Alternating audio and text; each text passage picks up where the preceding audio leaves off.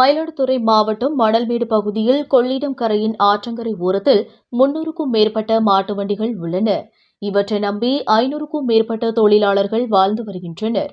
கடந்த 2021ஆம் ஆண்டிற்கு முன்னர் ஆன்லைன் மூலம் அனுமதி பெற்று கொள்ளிடம் ஆற்றில் செயல்பட்டு வரும் மணல் குவாரிகள் மூலம் மணலை பெற்று வெளியிடங்களுக்கு விற்பனை செய்து வந்தனர். கடந்த சில ஆண்டுகளாக லாரி மற்றும் டிராக்டர்களுக்கு குவாரியில் மணல் அள்ள அனுமதி வழங்கிய அரசு மாட்டு வண்டிகளுக்கு அனுமதி வழங்கப்படவில்லை.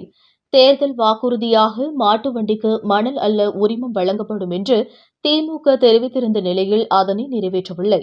மாட்டு வண்டிக்கு மணல் அள்ள உரிமம் கேட்டு முதலமைச்சரின் தனிப்பிரிவிற்கு மாட்டு வண்டி உரிமையாளர்கள் புகார் அனுப்பியிருந்தனர். மயிலாடுதுறை மாவட்டத்தில் 2 இடங்களில் மாட்டு வண்டிகளுக்கு மணல் அள்ளுவதற்கு உத்தரவு வழங்கப்பட்டுள்ளதாக கடந்த ஆண்டு அதில் தெரிவிக்கப்பட்டுள்ளது. ஆனால் அதிகாரிகள் 1 வருடத்தை கடந்த பின்பும் இன்னும் மாட்டு வண்டி குவாரியை துவக்கவில்லை.